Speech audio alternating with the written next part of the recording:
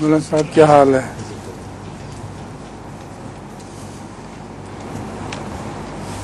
चले জি আসসালামু আলাইকুম ওয়ালাইকুম আসসালাম ওয়া রাহমাতুল্লাহ। হুজুর, আল্লাহ তাআলা বলেন যে তিনি কোনো কিছু বৃথা সৃষ্টি করেননি, কিন্তু দেখা যায় যে বিশ্ব ব্রহ্মাণ্ডে তিনি যা কিছু সৃষ্টি করেছেন তার একটি ক্ষুদ্র অংশ মাত্র ব্যবহার হচ্ছে। এই বিশাল জগৎ সৃষ্টির উদ্দেশ্য কি? Hazur, the question is, we know Allah has not created anything without purpose. But if we look at the huge, the great universe, we see only a tiny portion of it being used. So the question is, what is the purpose of such elaborate universe, such huge universe? Every part of the universe has some benefit for mankind. The universe together, as its rays and many other phenomena, which tells us that it is of the benefit of mankind. Whole mankind benefits from it. এই প্রশ্নের উত্তরে হুজুর বলেন যে এই বিশ্ব জগতের, এই বিশ্ব ব্রহ্মাণ্ডের প্রতিটি অংশ বা প্রতিটি দিক আসলে মানুষের কাজে আসছে, কাজে লাগছে, মানুষের জন্য সেটি কল্যাণকর এবং উপকারী।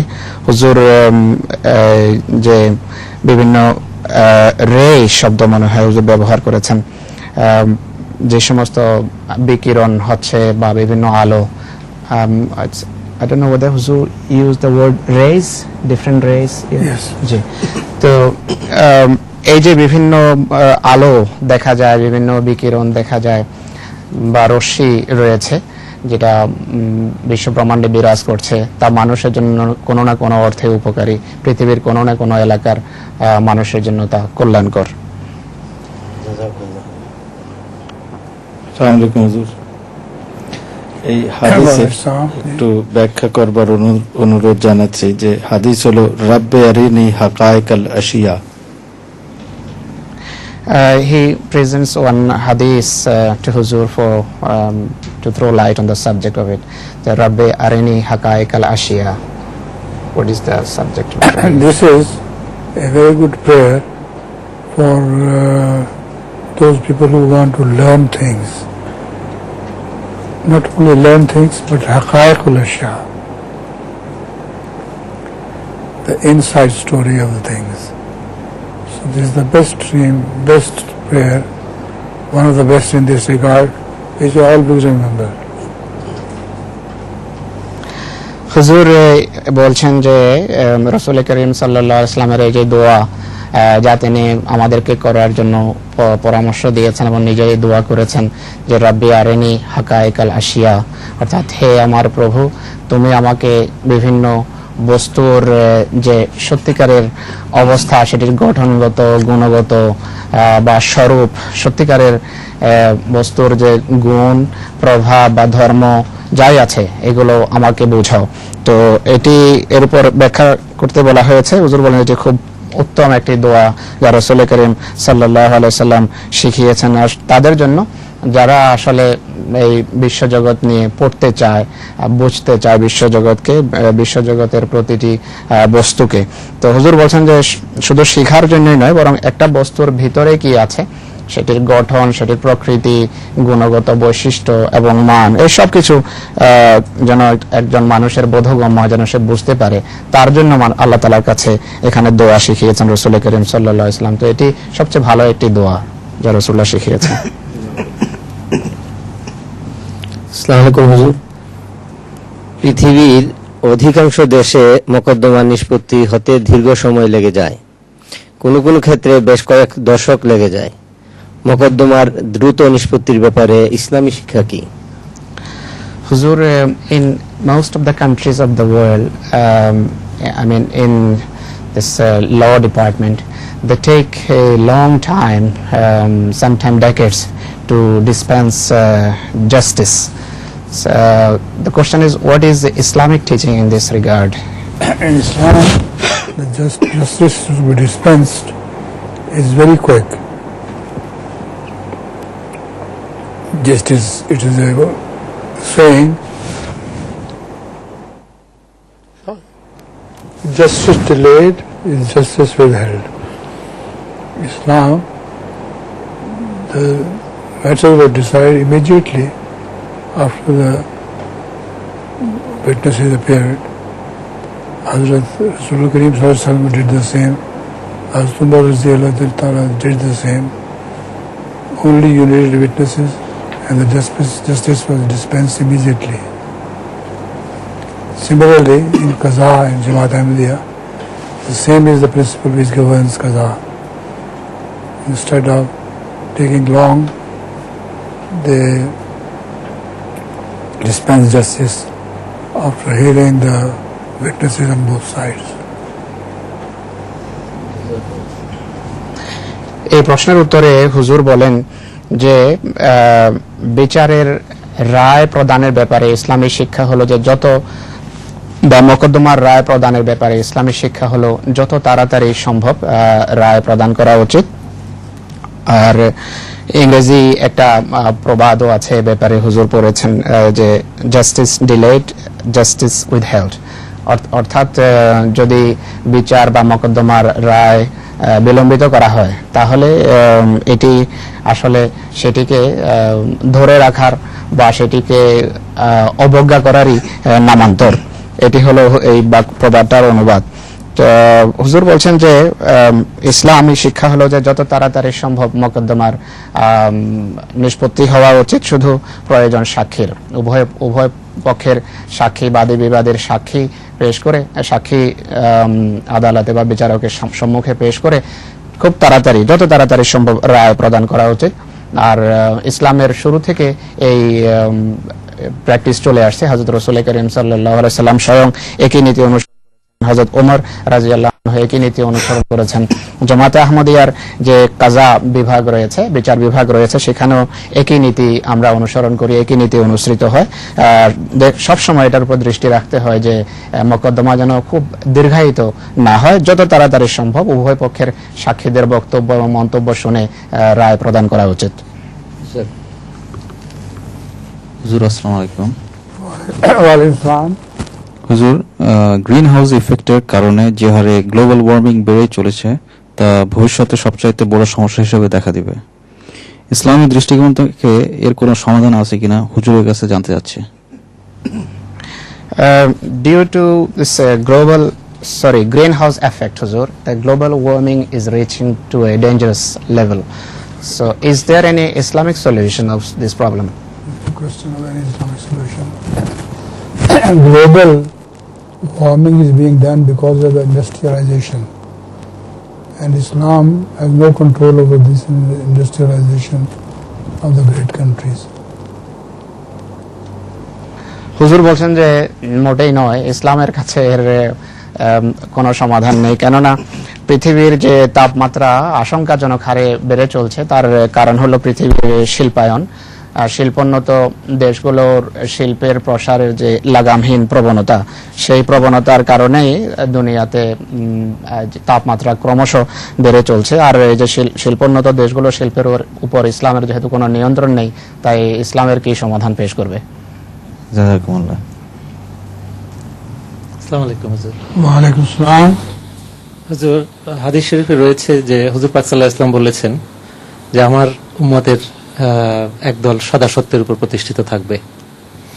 তো কিয়ামতের আগে মানুষের অপকর্মের দরুন যখন পৃথিবী ধ্বংসোন্মুখ হয়ে যাবে, তখনও কি এই হাদিসের বৈধতা থাকবে? Huzur, according to one tradition of Rasul Karim sallallahu alaihi wasallam, Huzur said that one class of my ummah will be always on truth. They will. Quite right. So his question is, Huzur, when the doomsday will fall on people due to their bad deeds before Qiyamah, I mean, at that time also such group will exist? Rasulullah sallam Ummah will not exist at that time. Qiyamah will come on Ashrar al-Nas. So none of them would be the Ummah of Rasulullah.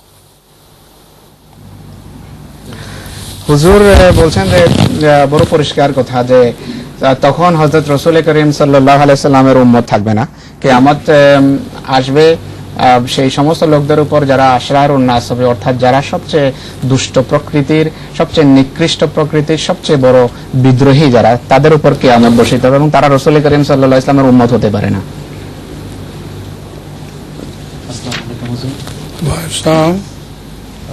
যদি কেউ বলে যে এই বিষয়ে মুহাম্মদ সাল্লাল্লাহু আলাইহি সাল্লাম যা বলেছেন সেটি ভুল, অন্য ব্যক্তি যা বলেছে তা ঠিক, এমন কথা কি ব্লাসফেমি হবে?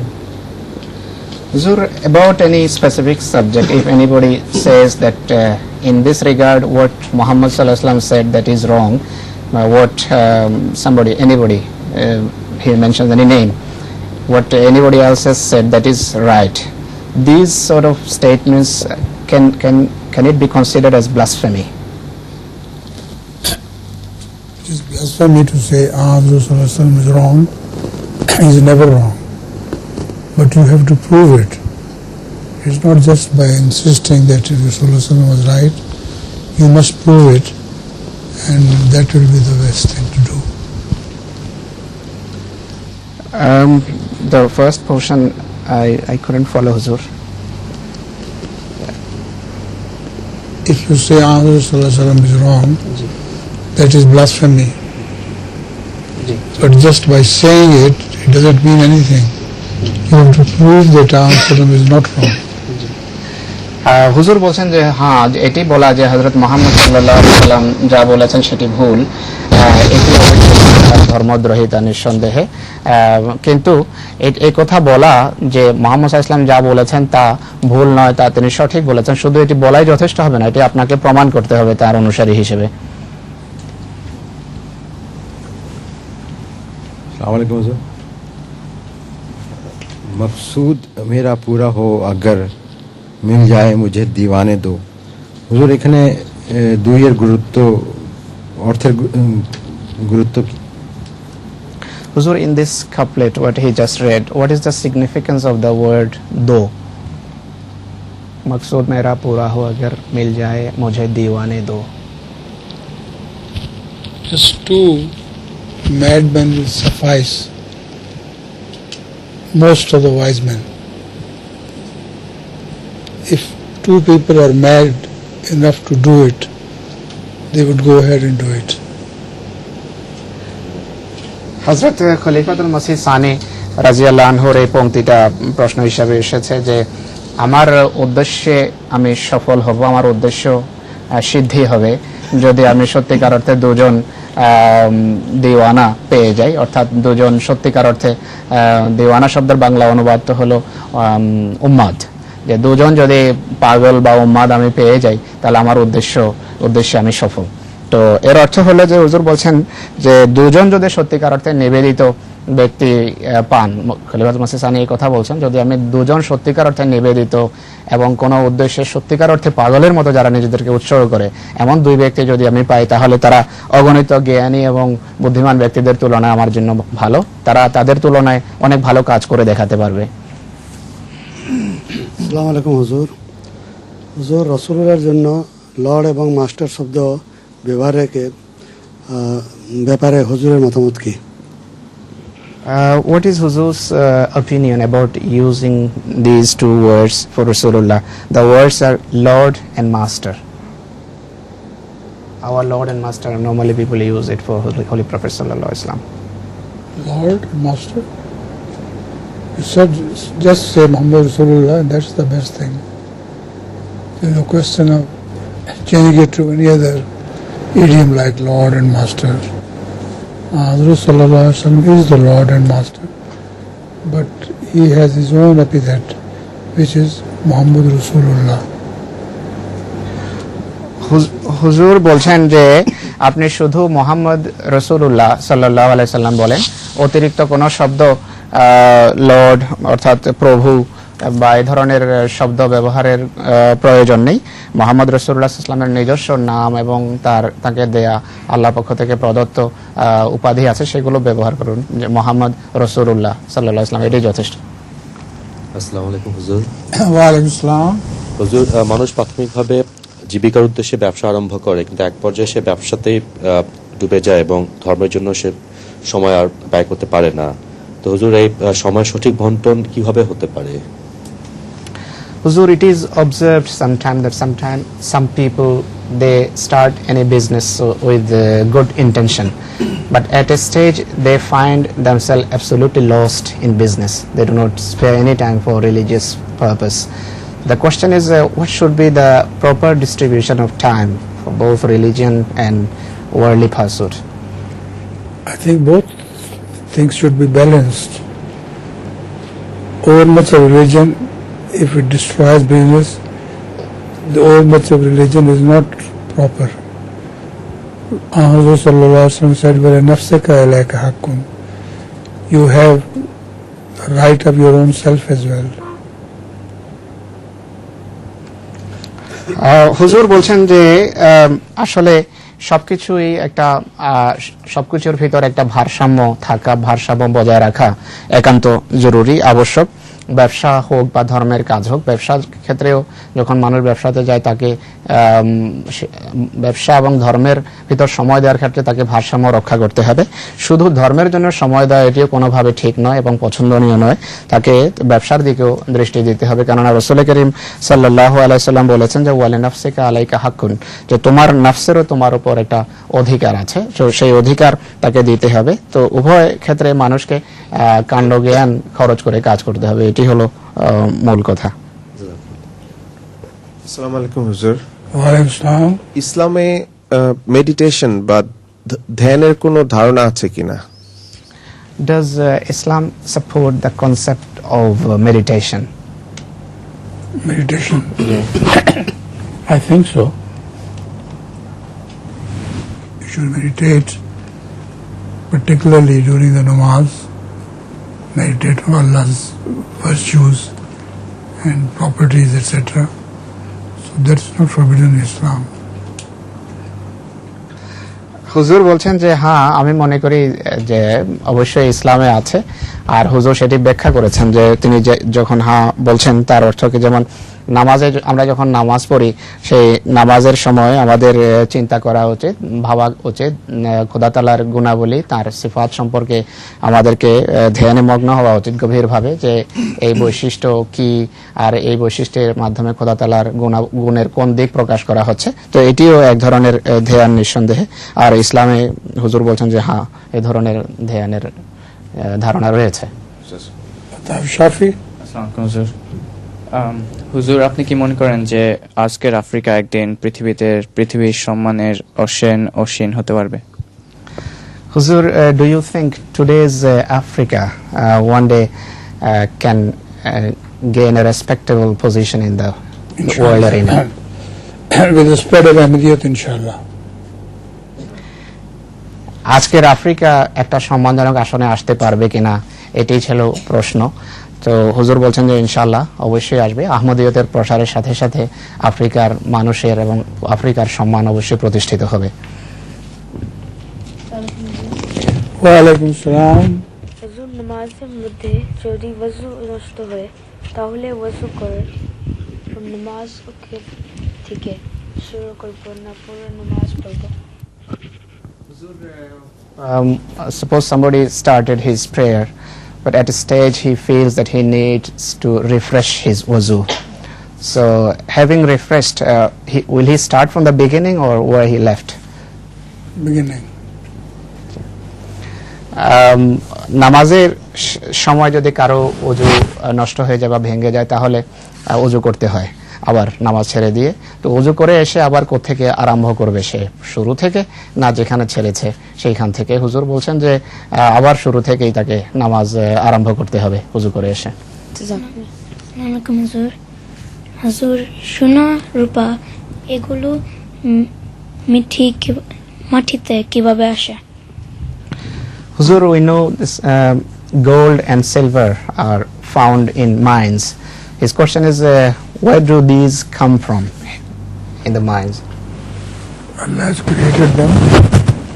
How can I tell you where they come from? They are within the mines. And Allah has so created them, so I can't tell you where they come from. হুজুর বলছেন যে আল্লাহই সৃষ্টি করেছেন স্বর্ণ এবং রূপা, তা আমি কিভাবে বলবো যে কোত্থেকে এসেছে? এগুলো আল্লাহ তাআলার সৃষ্টি। আসসালামু আলাইকুম হুজুর। ওয়া আলাইকুম সালাম। আমার প্রশ্ন হলো, বাচ্চারা কথা বলে না কেন? His question is, Huzur, why this newborn babies can't talk? They have to learn how to talk. And it takes very long time for a human baby to learn to talk. The animals' babies don't have to talk. They just bring sounds, etc. And that is sufficient for them. They are born with that knowledge of sounds. But it is very difficult to teach human baby. It takes very long time. হুজুর বলছেন যে আসলে যে মানব শিশুর সদ্যজাত শিশু তাদের আসলে শিখতে হয়, আর তাদের শিখতে অনেক দীর্ঘ সময় লাগে। ভাষা বা কথা বলার যে ভাব বিনিময়ের যে রীতি, বিশেষ করে কথার মাধ্যমে ভাব বিনিময়, সেটি শিখতে তাদের দীর্ঘ সময় লেগে যায়। কিন্তু অন্য যে জন্তু জগৎ রয়েছে মানুষের বাহিরে, তাদের তেমন সময় লাগে না। তারা জন্মগতভাবেই এই ধরনের বৈশিষ্ট্য নিয়ে বিশেষ কিছু আওয়াজ বা ধ্বনির মাধ্যমে তারা ভাব বিনিময় করে থাকে, সেইগুলো নিয়েই তারা জন্ম নেয়। কিন্তু মানুষ কথা বলা শিখতে অনেক সময় নেয়। হুজুর, ব্যাপক অর্থে আল্লাহ তাআলাকে পিতা বললে দোষের কিছু আছে? Can Allah be called as a father in a spiritual sense? No. They made a mistake in Christianity by calling him father, and Islam prohibits it altogether. হুজুর বলছেন যে না, আল্লাহ তাআলাকে এভাবে পিতা বলে সম্বোধন করা যায় না। আধ্যাত্মিক অর্থেও খ্রিস্টানেরা এমনটি করে ভুল করেছে। Assalamu alaikum. Where's your husband? He's actually got temperature today and very sick. Sick? He's very bad hay fever. Achha. As well as temperature. Sirat ও এখলাকের মধ্যে পার্থক্য কি? What is the difference between sirat and akhlaq? Same thing, one and the same thing. Sirat is the akhlaq of a person. So they are one and the same thing, there is no difference. হুজুর বলছেন যে সিরাত এবং আখলাক এর ভিতর কোনো পার্থক্য নেই, একই।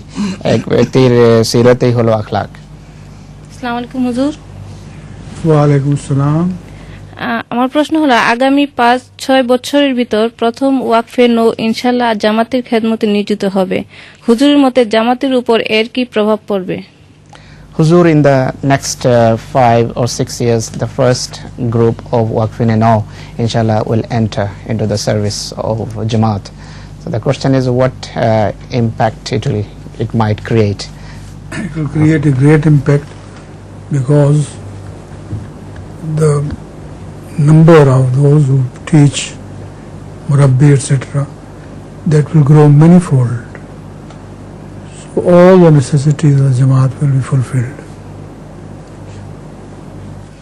হুজুর বলছেন যে এর ইনশাআল্লাহ অনেক বড় প্রভাব পড়বে জামাতের উপর, কেননা জামাতের যারা শিক্ষক, যারা জামাতকে শিখিয়ে থাকে, শিক্ষা দিয়ে থাকে, তরবিয়ত দিয়ে থাকে, তাদের সংখ্যা অসাধারণ হারে ইনশাআল্লাহ বেড়ে যাবে এবং এর ফলে জামাতের উপর অত্যন্ত সুখকর, ইতিবাচক, অসাধারণ প্রভাব পড়বে। আসসালামু আলাইকুম হুজুর। ওয়া আলাইকুম আসসালাম। অন্তঃসত্ত্বা অবস্থায় বাচ্চার ভালো তরবিয়তের জন্য কি কি পদক্ষেপ নেওয়া যেতে পারে?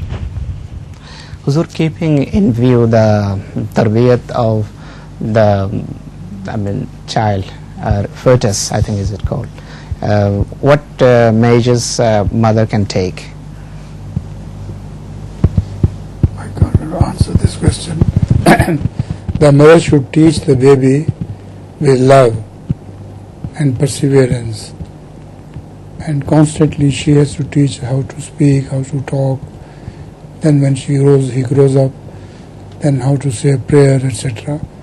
So This is a long, long story about mother's efforts towards teaching our children.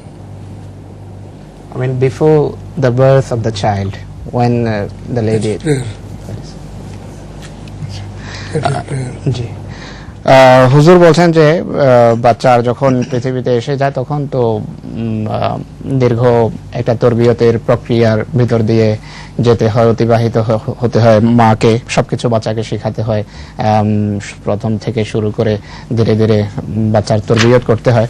আর গর্ভাবস্থায় বা অন্তঃসত্ত্বা অবস্থায় বাচ্চার তরবিয়তের একটাই উপায়, তা হলো মায়ের খুব বেশি বেশি দোয়া করা।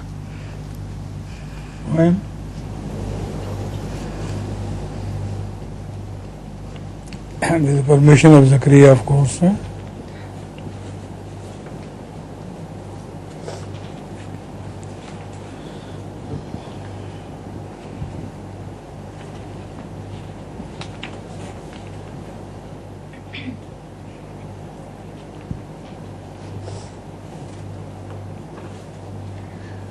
वक्त कम है, बहुत है काम, चलो मलगजी हो रही है शाम, चलो मलगजी हो रही है शाम, चलो जिंदगी इस तरह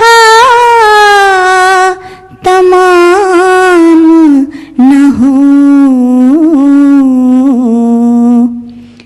काम रह जाए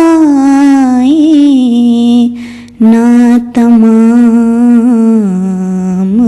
चलो काम रह जाए ना तमाम, चलो कह रहा है खिराम बादे सबा, जब तलक दम चले मुदाम, चलो मंजिले दे रही है आवाज़ें, सुबह हो महवे सफर हो शाम, चलो सुबह हो महवे सफर हो शाम, चलो साथियों मेरे साथ साथ रहो, कुर्बतों का लिए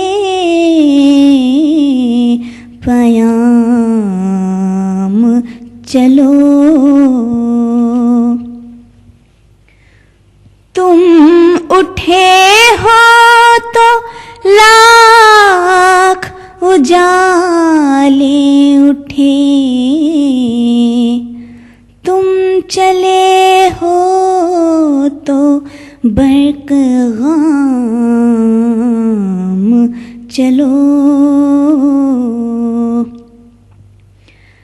कभी ठहरो तो मिसले अबरे बहार, जब बरस जाए फैज़-ए-आम, चलो जब बरस जाए फैज़-ए-आम, चलो रात जागो महोनुजूम के साथ, दिन को सूरज से हम खिराम चलो, दिन को सूरज से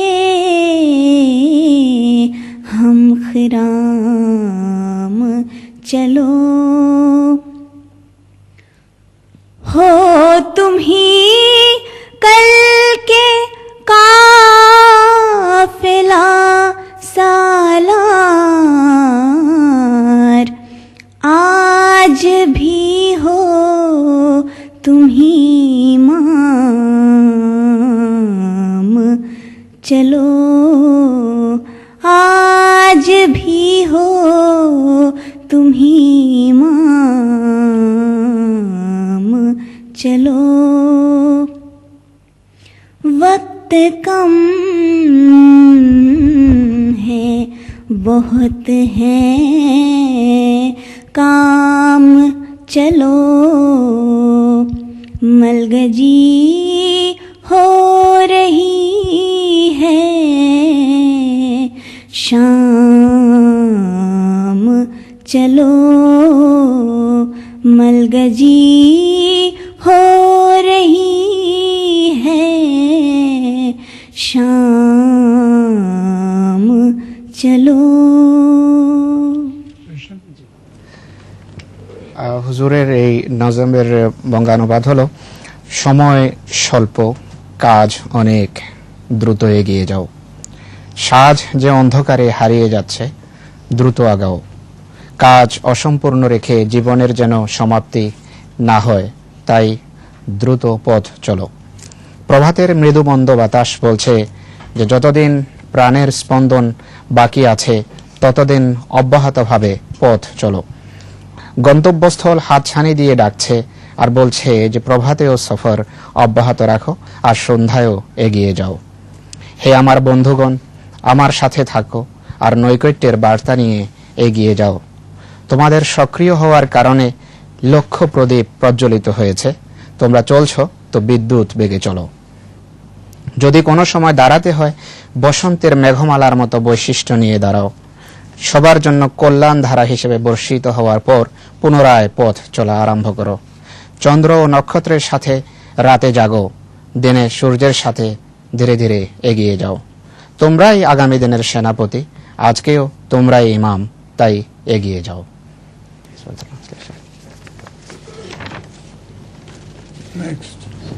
আসসালামু আলাইকুম হুজুর। আমার প্রশ্ন হলো, আল্লাহ এক, তাহলে ভাষা ভিন্ন ভিন্ন কেন? Huzur, we know Allah is one, but still why there are so many languages in the world? That is a strange question. All languages spread from one language. So Allah is one, and many concepts of Allah spring from one Allah. So they are both the things tally together. হুজুর বলছেন যে এটি অদ্ভুত প্রশ্ন। আসলে পৃথিবীর সকল ভাষা কিন্তু এক ভাষা থেকেই উৎসারিত এবং উদ্ভূত, তাই পৃথিবীর সকল ভাষা আসলে এক উৎসের দিকেই ইশারা করে।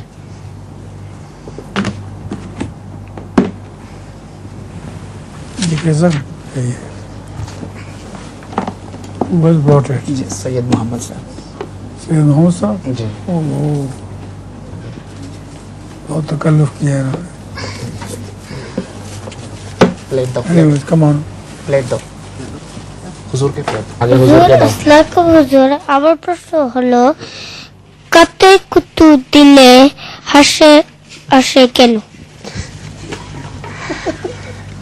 His question is, Huzur, when somebody touches some parts of our baby, some parts of our body, why do we laugh and we feel ticklish? It all depends on what part is touched. if you touch on tummy, then you feel ticklish. But not if you touch the shoulder, then you don't feel ticklish at all. হুজুর বলছেন যে এটি আমাদের শরীরের প্রশ্ন ছিল যে কোন কোন অংশ স্পর্শ করলে হাসি আসে, এর কারণ কি? তো হুজুর বলছেন যে এটি নির্ভর করে শরীরের অংশের উপর কোন অংশ স্পর্শ করা হচ্ছে। যদি তোমার কাঁধে কেউ স্পর্শ করে তাহলে হাসি পাবে না তোমার।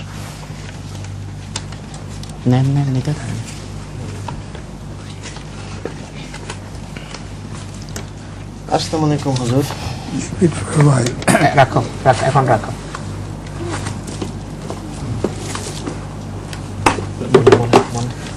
হুজুর, কোরআন মজিদের সূরা 71 আয়াত 16, এখানে আল্লাহ তাআলা বলছেন যে তোমরা কি লক্ষ্য করেছো কিভাবে আল্লাহ আসমান সৃষ্টি করেছেন একটার উপর অন্যটা? তো আমার প্রশ্ন হলো হুজুর, তখনকার যুগের জন্য এই আয়াত কতটা তাৎপর্যপূর্ণ ছিল তাদের জন্য? This question is based on verse number 16 of Surah An-Nur. Huzur, A'udhu billahi minash shaitanir rajim. Bismillahir rahmanir rahim. Alam tarau kaifa khalaqallahu sab'a samawatin tibaqa. Mullah Sahib's question is, Huzur, at this age we understand the subject of tibaqa, but what about those people who first time heard this verse 1400 years back? They couldn't understand. The Quran is for the whole world to come as well. So at the time of this revelation of this verse, people of that age did not understand. এই আয়াতের অর্থ হলো যে তোমরা কি লক্ষ্য করোনি আল্লাহ কিভাবে স্তরে স্তরে পরস্পর সামঞ্জস্যপূর্ণ সপ্ত আকাশ সৃষ্টি করেছেন।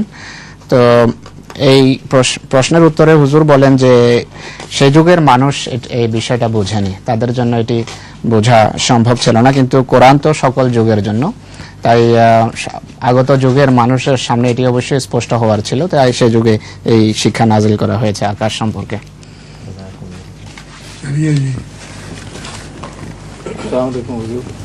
এই প্রশ্নটা পাঠানো হয়েছে আর প্রশ্নকারী জানতে চান যারা তাহাজ্জুদ আর ফজরের নামাজের জন্য উঠতে পারে না তাদের জন্য হুজুরের কি পরামর্শ?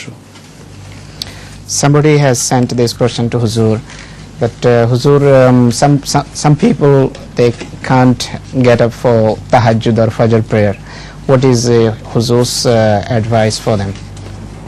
Well, they should say Tarawih before going to sleep. That is what Hazrat Umar decided. Those who worked hard during the day could not get up for tahajjud. So for them, Tarawih were invented by Hazrat Umar.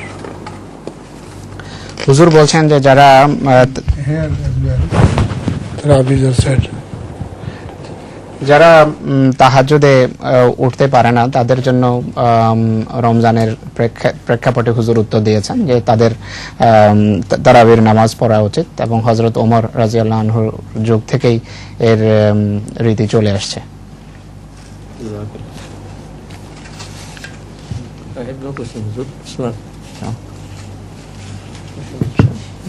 No more questions. No more questions? G G. All finished? All right, then have this.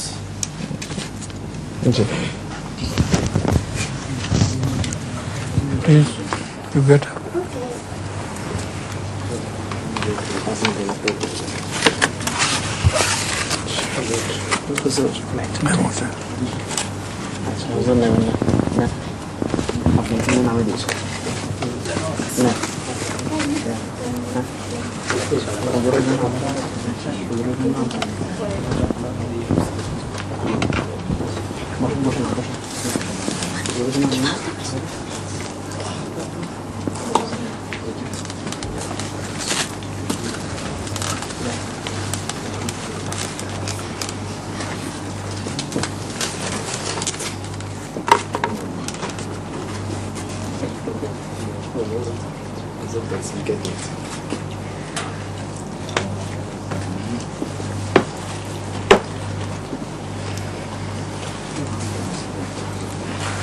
think I take leave of you now.